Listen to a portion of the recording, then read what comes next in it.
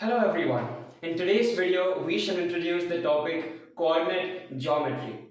Coordinate geometry is a very important topic in math, and we will start off by learning and understanding some important parts under this topic. So first, we will talk about a plane. Well, you all might be wondering what exactly a plane is. Well, a plane is simply a flat surface. It consists of a horizontal line called the x-axis and a vertical line called the y-axis. We can visualize the axes as two different number lines intersecting each other. So, on these axes we put numbers at equal intervals like this.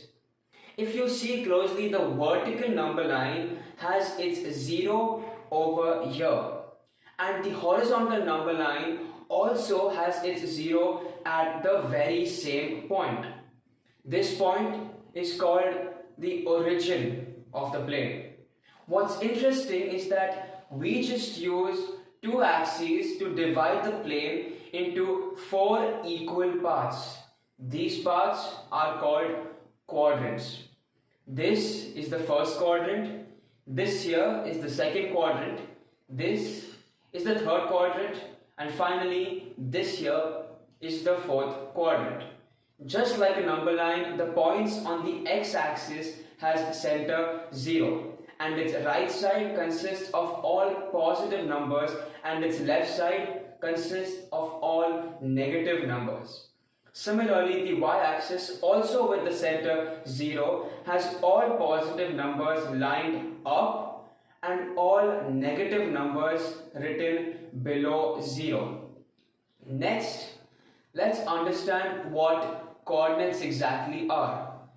Coordinates are used to define a position of any point on the plane.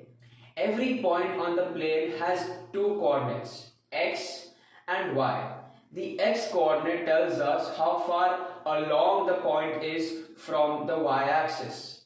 Similarly, the y coordinate tells us how far up or down the point is from the x-axis.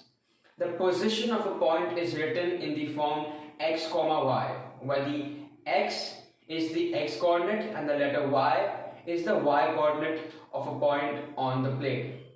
To understand this better, let's try plotting a point on the plane. Let's plot a point with an x coordinate of 2 and a y coordinate of 4.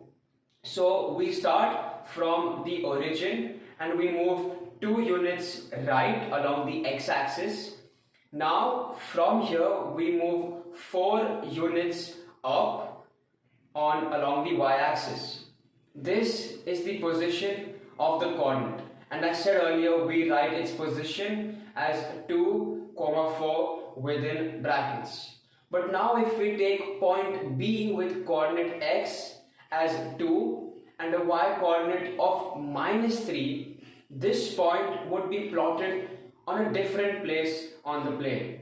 So just like before, we move 2 units right from the x-axis, but this time we don't move 3 units up, but we move 3 units down along the y-axis, because our y coordinate is -3 and not 3. So thus our point B would be on the fourth quadrant, where our x is a positive number and y is a negative number.